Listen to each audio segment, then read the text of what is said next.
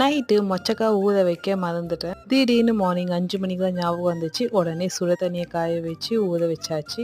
இந்த சில் கிளைமேட்டுக்கு பால் நல்லா காய வச்சுட்டு ஸ்ட்ராங்காக டிகாஷன் போட்டு திக்காக ஒரு காஃபி குடிச்சிட்டேன். நெக்ஸ்ட்டு டிஃபன் ரெடி பண்ண ஸ்டார்ட் பண்ணிட்டேன். வீட்டில் பீன்ஸும் உருளைக்கிழங்கு மட்டும்தான் இருந்துச்சு. அதனால் அந்த 2 காய் மட்டுமே சின்ன சின்னதாக நறுக்கி வேக வைக்க வச்சுட்டேன். 3 தக்காளியை கொஞ்சம் தொக்கா அரைச்சி எடுத்துக்கிட்டு காய் கூடவே மிளகாத்தூள் உப்பு சேர்த்து வேக வைக்க வச்சுட்டேன். தேங்காய் பூண்டு சோம்பு மட்டும் தனியாக அரைச்சி எடுத்து சேர்த்துக்கிட்டேன். 20 to 30 மினிட்ஸ் கிட்ட ஆயிடுச்சு. நான் இந்த 1/4 கிலோ மொச்சக்காவை பிதுக்கிறதுக்கு காயெல்லாம் நல்லா வெந்த மேலே தாளிக்கிற ஸ்டேஜில் தான் மொச்சக்காவை போட்டு ஒரு 10 மினிட்ஸ் குக் பண்ணால் போதும். அம்மா செய்கிற அதே ஸ்டைலே இன்றைக்கி ட்ரை பண்ணியிருந்தேன். நிஜமாகவே ரொம்ப டேஸ்ட்டாக வந்துருந்துச்சு.